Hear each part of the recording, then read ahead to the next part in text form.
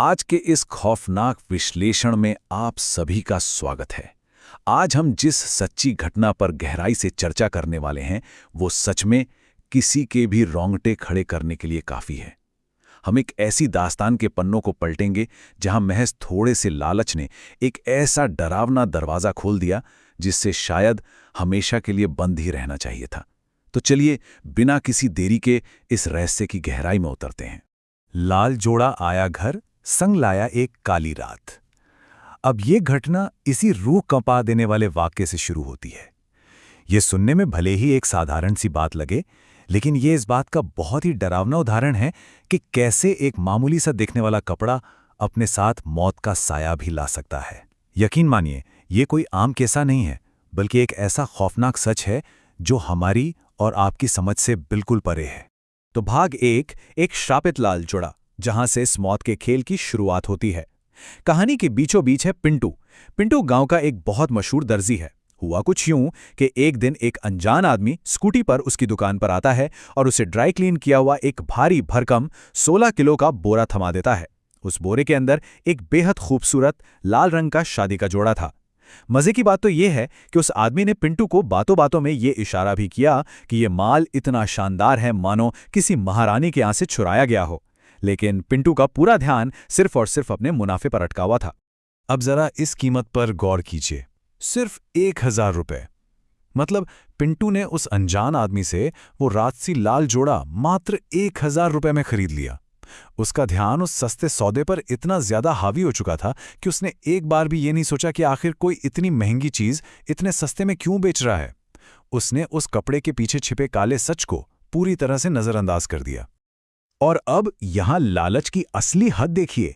पिंटू ने वही 1000 का लाल जोड़ा एक मासूम सी दुल्हन भूमि को पूरे 23,000 रुपए में बेच दिया। सीधा 23 गुना मुनाफा। ये भारी भरकम लालच ही वो वजह थी जिसने अनजाने में एक बेहद भयानक और जानलेवा श्राप को बुलावा दे दिया। और सबसे अफसोस की बात यह है कि इसका खामियाजा उस बेचारी मासूम लड़की को भुगतना पड़ा। खैर, कहानी यहां से एक बहुत ही भयानक मोड़ लेती है। रात का वक्त है, पिंटू अपनी दुकान में अकेला है और अचानक पूरी दुकान की बिजली चली जाती है।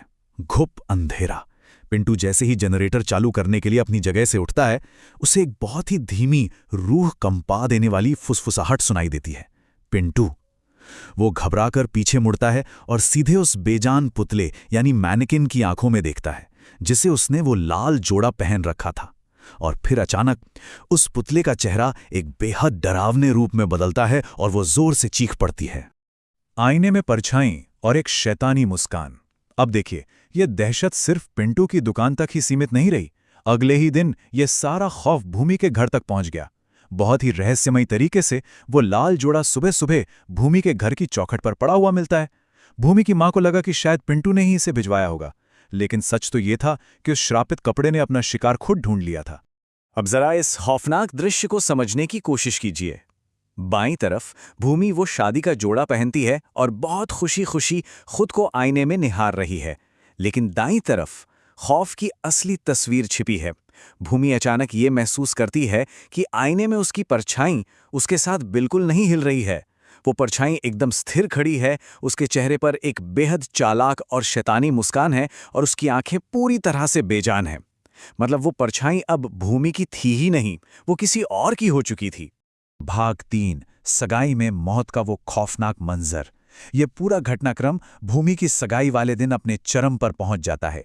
घर में दूल्हे का परिवार आ चुका है, सारे मेहमान बैठे हुए हैं। भूमि लिविंग रूम की तरफ बाहर आती है, लेकिन उसकी चाल में अब वो इंसानी बात बची ही नहीं थी। वो एक बेहद अजीब, झटके खाते हुए और डरावने तरीके से चलती हुई सबके सामने आती है, जिसे देखकर वहां मौजूद हर एक इंसान पूरी तरह से सन्न रह जाता है। और यहां से हालात पूरी तरह बेकाबू हो जाते हैं जब भूमि की मां घबराकर अपनी बेटी को डांटती हैं और उसका हाथ पकड़ने की कोशिश करती हैं, तो भूमि एक झटके से अपनी ही मां का हाथ झटक देती है। और पता है वो क्या कहती है? चुप कर बुढ़िया। एक हमेशा आज्ञाकारी रहने वाली बेटी का अपनी मां के लिए ऐसा हिंसक और भयानक रवैया इस बात का बिल्कुल साफ संकेत था कि भूमि का शरीर अब उसके खुद के कंट्रोल में नहीं था। उस पर किसी शैतानी शक्ति का कब्जा हो चुका था। और फिर वो शैतानी शक्ति सबके सामने अपना असली रूप दिखा देती है। भूमि सीधे दूल्हे की आंखों में घूरती है और एक ऐसी भयानक आवाज में बोलती है जो किसी इंसान की हो ही नहीं सकती। मैं तेरी मौत हूं, मैं तुझे मार के तेरा खून पीने आई हूं कमीने। और बस इतना कहते ही वो दूल्हे की गर्दन पर किसी जंगली जानवर की तरह झपट पड़ती है। पूरे घर में चीख पुकार मच जाती है और चारों तरफ दहशत फैल जाती है। फिर शुरू होता है तांत्रिक और शैतान के बीच का एक बेहद खतरनाक अनुष्ठान।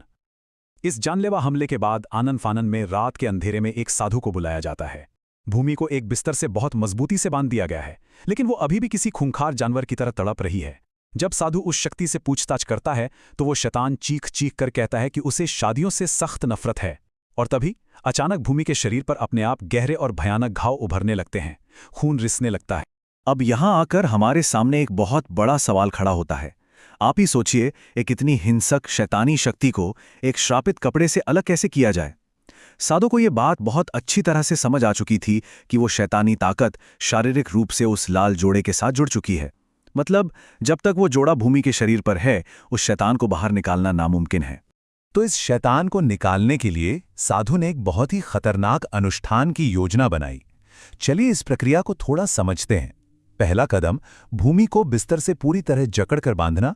दूसरा, साधु ने भूमि के चारों तरफ 4 काली गुड़ियां रखीं। तीसरा, उसने कुछ बेहद शक्तिशाली और गुप्त मंत्र पढ़ना शुरू किया। और उनका चौथा और सबसे अहम दाव ये था कि साधु उस आत्मा को अपनी बातों में उलझाकर उसका ध्यान भटकाएगा और जैसे ही सही मौका मिलेगा, मां पीछे से आकर उसके गले में एक विशेष काला तावीज पहना देगी। काले तावीज से मुक्ति का यह अंतिम प्रहार शुरू होता है। अनुष्ठान चालू है। साधु अपनी पूरी ताकत से उस शैतान को भूमि का शरीर छोड़ने का हुक्म देता है, लेकिन तभी अचानक भूमि के मुंह से खून बहने लगता है। फिर कुछ पलों के लिए कमरे में एक अजीब सी शांति छा जाती है। ऐसा लगता है जैसे शैतान हार मानकर चला गया हो। लेकिन नहीं, ये सिर्फ और सिर्फ एक बहुत बड़ा धोखा था। अनुष्ठान बुरी तरह से गलत दिशा में जा चुका था। इसके बाद जो होता है वो सच में किसी भयानक बुरे सपने से कम नहीं था। उस शैतान ने अपनी पूरी ताकत से उस भारी बिस्तर को हवा में उठाकर सीधे साधु और मां की तरफ फेंक दिया। बिस्तर दीवार से टकराकर चकनाचूर हो गया। अब भूमि आजाद थी। वो उन टूटी हुई लकड़ियों के बीच से किसी मकड़ी की तरह रेंगते हुए बहुत तेजी से साधु की तरफ बढ़ी और सीधा उसके गले पर झपट पड़ी। उसके भड़े हुए नाखून साधु के गले में धंसने लगे। उसने साधु को हवा में उठा लिया, लेकिन ठीक उसी आखिरी सेकंड में भूमि की मां हिम्मत करके पीछे से आती है और वो काला ताबीज किसी तरह भूमि के गले में डाल देती है। ताबीज के गले में पड़ते ही कमरे में एक दिल दहला देने वाली चीख गूंज उठती है। भूमि पूरी तरह से बेकाबू होकर तड़पने लगती है और तभी उसके मुंह से काले धुएं का एक बहुत बड़ा गुब्बार बाहर निकलता है। वो धुआं धीरे धीरे हवा में घुलकर गायब हो जाता है और फिर एकदम सन्नाटा। सब कुछ दोबारा से शांत हो जाता है। भूमि बेहोश होकर जमीन पर गिर पड़ती है, लेकिन आखिरकार अब वो शैतानी साए से पूरी तरह मुक्त थी, सुरक्षित थी। तो भूमि की जान तो किसी तरह बच गई, लेकिन इस विश्लेषण का अंत हमें एक बहुत ही खौफनाक सवाल के साथ छोड़ जाता है। जरा सोचिए, शिकार तो बच निकला, लेकिन वो मौत का लाल जोड़ा अगली बार कहां और किसके पास दिखाई देगा? किसकी अलमारी में, किस अनजान दुकान पर? इसी रोंगटे खड़े कर देने वाले विचार के साथ हम आज का ये विश्लेषण यहीं समाप्त करते हैं। मुझे यकीन है कि इसके बाद हम सभी किसी भी अनजान और पुराने कपड़े को एक अलग ही और शायद थोड़े खौफजदा नजरिए से देखेंगे।